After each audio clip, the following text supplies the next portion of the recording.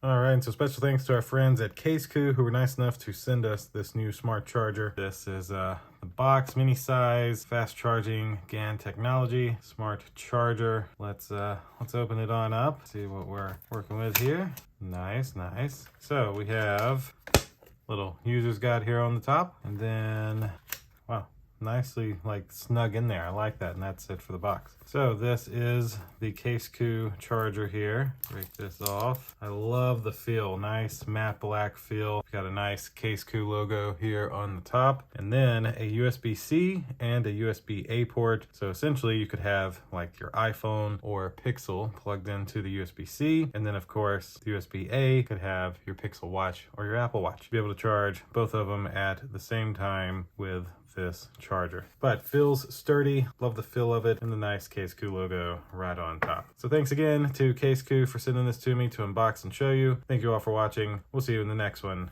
Deuces.